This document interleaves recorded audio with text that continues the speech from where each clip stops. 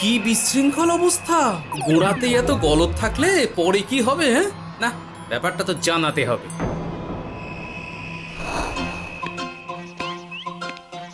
এই তো মহারাজের প্রিয় গোপালও চলে এসেছে। তাহলে এবার সভা শুরু করা যাক মহারাজ। সে আপনি যাই বলুন না কেন মন্ত্রী মশাই, আজ আমার আপনার সাথে ঝগড়া করার কোনো ইচ্ছেই নেই। কেন গোপাল, কি হয়েছে তোমার? কি আর বলি মহারাজ, কৃষ্ণনগরের ভবিষ্যৎ দেখে আমি তো ভাষাই হারিয়ে ফেলেছি। বলো কি, কৃষ্ণনগরের ভবিষ্যৎ? তা শুনি খুব ভালো কিছু নিশ্চয়ই। এতে আর শোনার কি আছে মহারাজ, অবশ্যই ভালো হবে। সে কথা তো আমি একবারও বলিনি মন্ত্রী মশাই। আহা গোপাল, ভনিতা না করে বলি ফেলো না দেখি, কি এমন দেখেছো কৃষ্ণনগরের ভবিষ্যৎ? তাহলে শুনুন, কৃষ্ণনগরের ভবিষ্যৎ ঘোর অন্ধকারে, মোটেই ভালো নয়। হ্যাঁ, বলো কি? কৃষ্ণনগরের ভবিষ্যৎ বলতে আমি ছোট ছোট ছেলে মেয়েদের কথাই বলছি। ওরাই তো আমাদের কৃষ্ণনগরের ভবিষ্যৎ। ঠিক কথা, কিন্তু তার সাথে অন্ধকারের কি সম্পর্ক? সম্পর্ক আছে মহারাজ। আজ সকালে রাজসভায় আসার পথে দেখি পাঠশালায় বাচ্চাদের পড়াশোনা বাদে সবই হচ্ছে।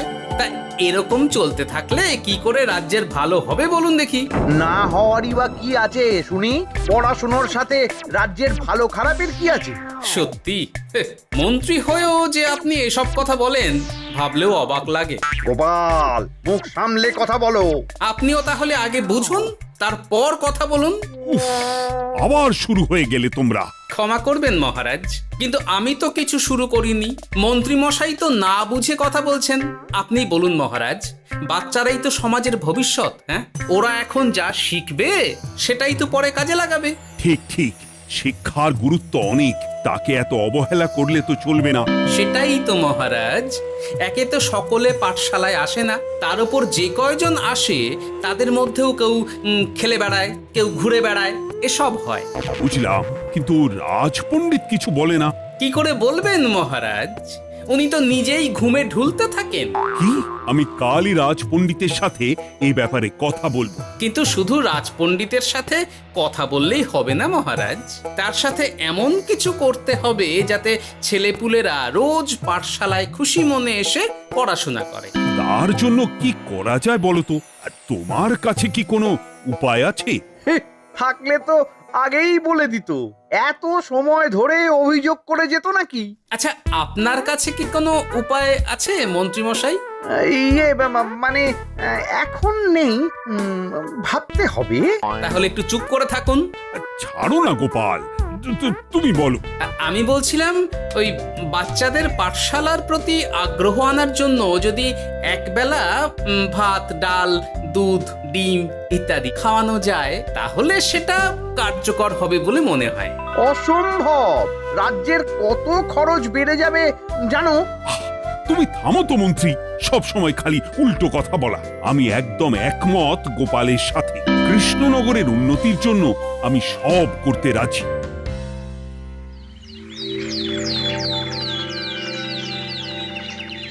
তোমার কিছু বলার আছে পণ্ডিত পাঠশালার এই অব্যবস্থার ব্যাপারে? আজ্ঞে মহারাজ, অনেক ভোরে উঠি তো, তাই একটু চোখ লেগে যায় আর কি। চোখ লাগারও আর সময় পেল না তোমার? পড়ানোর সময়ই চোখটা লাগতে হলো। যাই হোক, যা হওয়ার হয়ে গেছে, আর যেন এমন না হয় সেটা কিন্তু মাথায় রেখো। আজ্ঞে মহারাজ, কথা দিচ্ছি আর কোনোদিন পড়ানোর সময় ঘুমোবো না। বেশ, আর মন্ত্রী, তোমার উপর একটা দায়িত্ব আছে। বলুন মহারাজ। তুমি পাঠশালাতে পড়াশোনা শুরু করতে পারবে এমন বয়সী সকল বাচ্চাদের মোট সংখ্যাটা জেনে কোনো দোকানদারের কাছে গিয়ে সেই পরিমাণ শস্যপাতি আর ডিমের বায়না দিয়ে আসবে।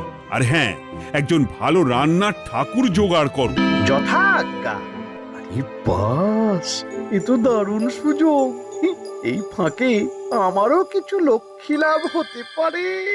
গোপাল, তোমারও একটা দায়িত্ব আছে। হ্যাঁ, বলুন মহারাজ। মন্ত্রী যে দোকানদারের কাছে সব জিনিসপত্র বায়না দেবে সেখান থেকে জিনিসপত্রগুলো নিয়ে তুমি রোজ পাঠশালায় পৌঁছে দেবে, কারণ এসব ব্যাপারে মন্ত্রীর ওপর আমার ভরসা নেই। ঠিক আছে মহারাজ। ও মহারাজের বেশি বেশি বলে কিনা আমার ওপর ভরসা নেই। সব জোগাড় করব আমি, আর শেষ বাজিটা মারবে গোপাল। আরে না, ভালোই হলো। আমি যদি কিছু করিও তবু দোষ পড়বে গোপালেরই উপর। কি ব্যাপার, মন্ত্রী মশাই কিছু বললো না এটা শুনে? কি ভাবছে এত? ঠিকই বলেছেন মহারাজ, এসব কাজ গোপালই ভালো করতে পারবে। বাবা, ওভাবে কেন বলছো গোপাল? আমিও তো চাই কৃষ্ণনগরের ভালো হোক। বেশ, ভালো হলেই ভালো। শোনো ঠাকুর, তাহলে ওই কথাই রইলো। দেখো যেন কোনো ভুলচুক না হয়। ঠিকঠাক কাজ করলে ভালো বকশিস পাবে, কেমন?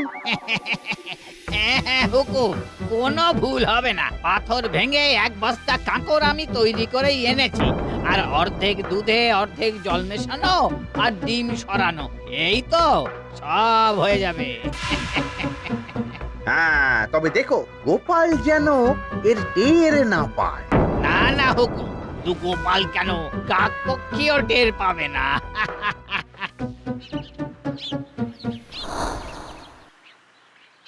যাক বাবা, এবার শুধু জিনিসের দামটা মহারাজকে বাড়িয়ে বললেই কাজ হাসিল। এদিকে অতিরিক্ত মূল্যটাও আমার হবে, আর বাকি জিনিসগুলো বিক্রি করার পর সেই দামও আমারই হবে।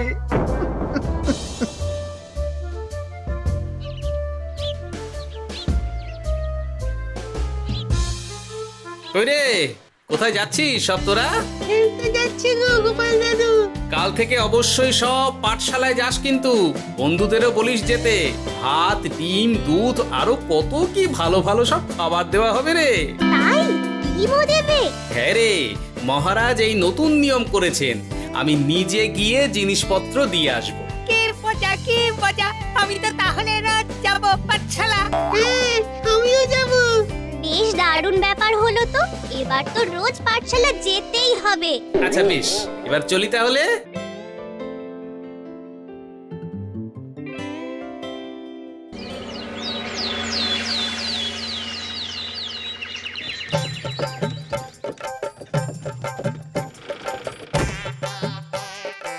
এই নাও গো ঠাকুর, সব জিনিস নিয়ে চলে এসেছি। একবার মিলিয়ে নাও দেখি। ঠিক আছে গোপাল দাদা, এখনই সব দেখে নিচ্ছি।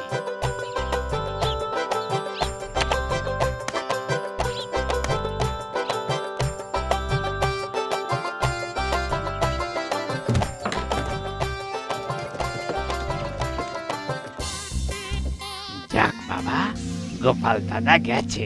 এবার মন্ত্রী মশাইয়ের কথা মতো সব করলেই কেল্লা ফতে।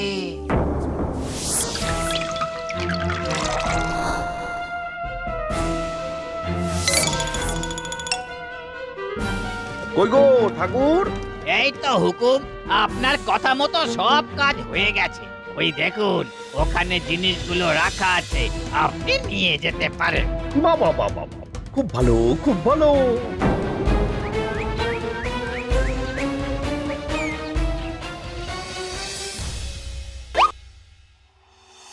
ও কি, অর্ধেক ডিম দিলে যে, বাকিটা কোথায়? কিসের বাকি? ডিমটা অমনি দেখতে। বললেই হলো, ডিম কখনো অর্ধেক হয়? বাকিটা কোথায় বলো, নইলে কিন্তু। আরে বাবা, তুমি ডিম খেতে খুব ভালোবাসো বুঝি? হ্যাঁ তো। তাহলে এটা জানো না যে অর্ধেক ডিমের দ্বিগুণ শক্তি হয়? সত্যি? হ্যাঁ, তা নয় তো কি মিথ্যে? ওই জন্যই তো আমি তোমাদের সকলকে অর্ধেক ডিম দিই। আরে বাস, এটা তো আমরা কেউই জানতাম না। ঠিক আছে, আমি আমার সকল বন্ধুকে এটা জানাবো। যাক বাবা, বিশ্বাস করলো তবে, নইলে আর একটু হলেই ধরা পড়ে যেতাম।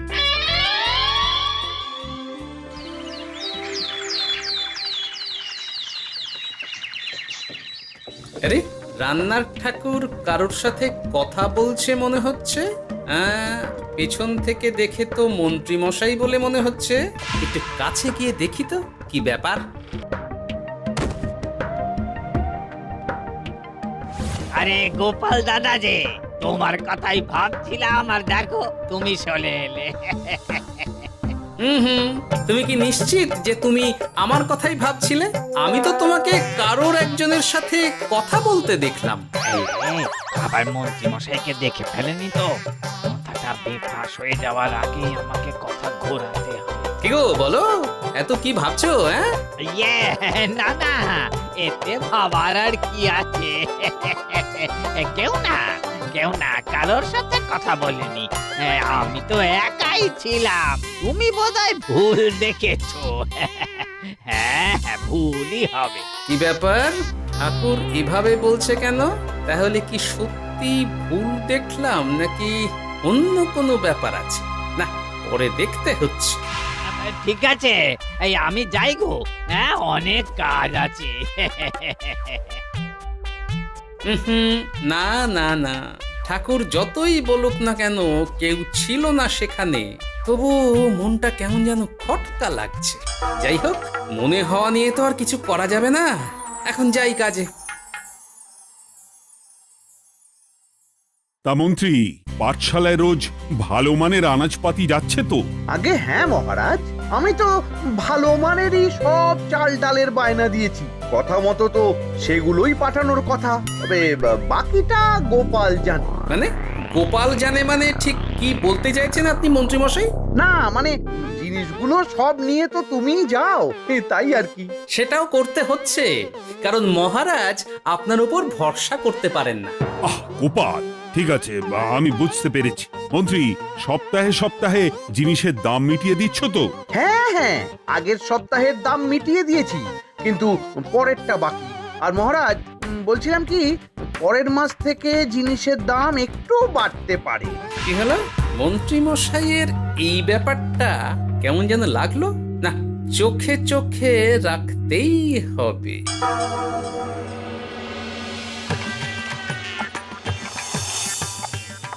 কিরে বুটি, তুই অর্ধেক ডিম খেয়ে বাকি অতটা রেখে দিলি কেন?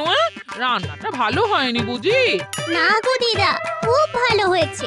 আমি তো আসলে এখন এমনই খাচ্ছি। শিখিরি, কেন রে পুটি? তোর তো ডিম খুব প্রিয় ছিল রে। এখনো ভালো লাগে। তাহলে পুরো ডিম খাচ্ছিস না কেন? এ বাবা, তুমিও জানো না, অর্ধেক ডিমের শক্তি গোটা ডিমের থেকে বেশি, মানে দ্বিগুণ শক্তি। কি বলে কি গো? এই, তোকে এমন কথা কে বলেছে রে? ওমা, কেন? পাঠশালার রান্নার ঠাকুর আমাদের তো রোজ অর্ধেক ডিমই দেয়। ওই জন্য আমি একদিন জিজ্ঞেস করেছিলাম, তখন বলল অর্ধেক ডিমের দ্বিগুণ শক্তি হয়। বলিস কি রে? এতদিন ধরে এসব চলছে? না, মহারাজকে জানাতে হবে।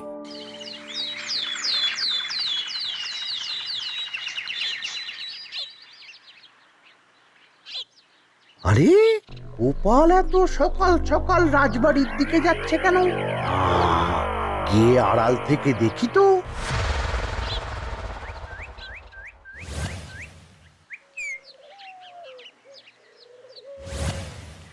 বলো গোপাল, কি হয়েছে? হঠাৎ কেন এভাবে একা দেখা করার কথা বললি? আসলে মহারাজ, আমি চাই না এই ব্যাপারটা মন্ত্রীমশাই জানুক, তাই একান্তে আপনার সাথে কথা বলতে চাই। কেন, কি হয়েছে সব খুলে বলো। তাহলে শুনুন মহারাজ।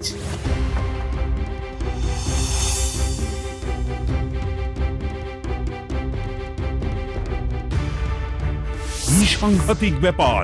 আমি এখনই ওই রান্নার ঠাকুরকে কারাগারে বন্দি করার আদেশ দিচ্ছি। না না মহারাজ, সেটা ভুলেও করতে যাবেন না। আমার এই পুরো ব্যাপারটাতেই সন্দেহ আছে। পুরো পরিকল্পনার পেছনে মনে হচ্ছে অন্য কেউ আছে মহারাজ। তুমি ঠিক কার কথা বলতে চাইছো? প্রমাণ ছাড়া তো আমি কারোর নাম বলতে পারবো না মহারাজ। এই রে, গোপাল বোধহয় সবটা বুঝতে পেরেছে। এবার কি করে নিজেকে বাঁচাই? কি করি? পেয়েছি। শোনো ঠাকুর, এখন কিন্তু মহারাজ সবটা জেনে গেছে, তাই দেখো যাই হয়ে যাক না কেন আমার নামটা যেন না আসে, নইলে কিন্তু তোমাকেই রাজ্য ছাড়া হতে হবে। না না হুকুম, দয়া করে এ কাজ করবেন না। আমি মরে গেলেও আপনার নাম নেব না। মাথায় থাকে যেন। বলো বলো, তুমি কেন এমন করেছো? আগে আগে আমি আমি নিজে থেকে এসব করিনি মহারাজ, আমাকে এসব করার জন্য বাধ্য করা হয়েছে। কে তোমাকে সব করতে বলেছে? আগে গোপাল দাদা। কি? মিথ্যে কথা। বেশ হয়েছে, এবার ঠেলা বুঝুক গোপাল। দেখলেন মহারাজ, খুব ভরসা করতেন না আপনি গোপালের ওপর? ভাবা যায় তলে তলে এই। মহারাজ, আমি সত্যিই সব কিছু করিনি। আমি যদি এটাতে যুক্ত হতাম তাহলে কি আপনাকে নিজে থেকে এসব জানাতাম? দেখো গোপাল, এখন এসব কথা বলে কোনো লাভ নেই। সবাই জানে তোমার মাথায় কত বুদ্ধি। তুমি ইচ্ছা করে আগে গন্ডগোল করে তারপর সেটা ঢাকতে নিজে থেকে সব বলছো। গোপাল, তুমি সত্যি করেছো কি করনি সেটা কিন্তু তোমাকেই প্রমাণ করতে হবে। এটা যেমন সত্যি যে এসব যে ঘটছে সেটা তুমি আমায় জানিয়েছো প্রথম, তেমনি এটাও সত্যি যে প্রতিদিনের শস্যের বস্তা তুমি নিয়ে যাও পাঠশালায়, তাই তোমাকেও যে সন্দেহের তালিকা থেকে বাদ দেওয়া যাবে না। বেশ, তাহলে আমি প্রমাণ জোগাড় করেই তবে এই রাজসভায় পা দেব।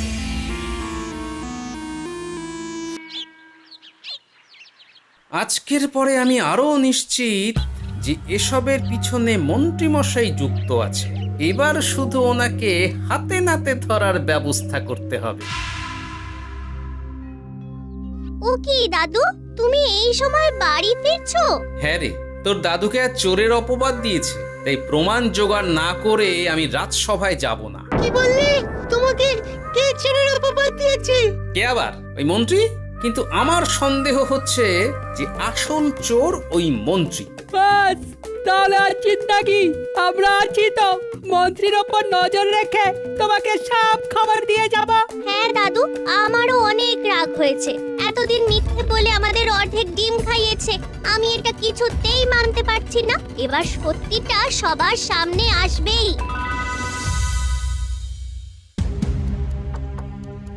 নাও নাও, আজকে চাল ডাল সব এই বস্তাতে আছে। এই নিন আজকের মূল্য। দেখো, অর্থটা কিন্তু বড় কথা নয়। তোমার যে রোজ বিক্রি বাট্টা বেড়ে গেছে, আর তার জন্যই তোমার তো আমাকে মিষ্টি খাওয়ানো উচিত। একদম, আমি কালই আপনাকে মিষ্টি খাওয়াবো, একদম পাকা কথা। তাহলে আজ চলি, কাল দেখা হবে। দেখলি মন্ত্রী মশাই কি বদমাইশ। চল এখনই গিয়ে গোপাল দাদুকে সব বলি।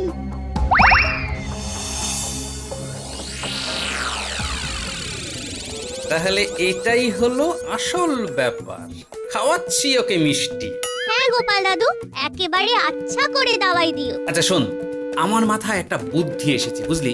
কাল তোরা ওই পাশের গ্রামের দোকানদারকে কিছু একটা করে আটকে রাখ, আর আমি সেই সুযোগে মন্ত্রীর সাথে দেখা করব। আচ্ছা, তুমি কোনো চিন্তা করো না। ঠিক আছে, তোরা এখন যা, আমিও একবার মহারাজের সাথে দেখা করে আসি।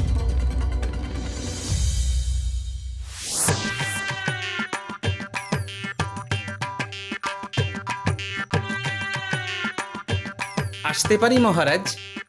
আরে গোপাল জি, এসো এসো।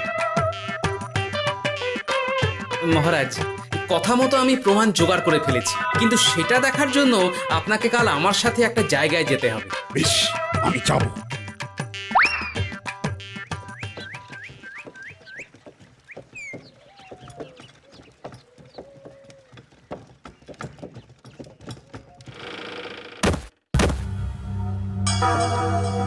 এই কি তুমি কে?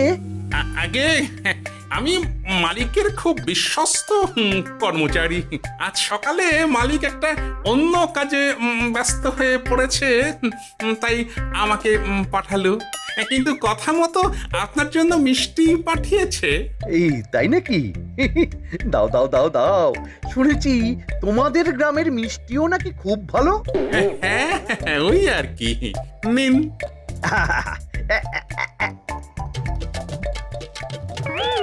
এই, ওরে বাবারে, ওরে বাবারে, মরে গেলাম রে, বাঁচাও। কেমন চলে গেল, লাগছে চলে গেল। মন্ত্রী মশাই? গোপাল, তুমি? তোমায় আমি ছাড়বো না। এই যে গোপাল দাদু, আসল দোকানদার। এই, আসল দোকানদার? এই রে, এবার কি হবে? এই, আমার কি আর কিছু বলার আছে মন্ত্রী? তোমার সব কর্মকাণ্ড আমাদের কাছে ফাঁস হয়ে গেছে। তোমার সাহস কি করে হয় কৃষ্ণনগরের ভবিষ্যতের সাথে এমন করার? ক্ষমা করে দিন মহারাজ, আর হবে না, ক্ষমা করে দিন। না না না না, শাস্তি তো তোমাকে পেতেই হবে। সেপাই, আজ থেকে মন্ত্রীকে রোজ সকালে 100 বার বেতের বাড়ি ও অর্ধেক খাবার দেওয়া হবে। অর্ধেক খাবার? কেন জানেন না? অর্ধেক খেলে দ্বিগুণ শক্তি বাড়ে। ওরে বাবা গো, আমার আমার আমার মাথা ঘুরছে।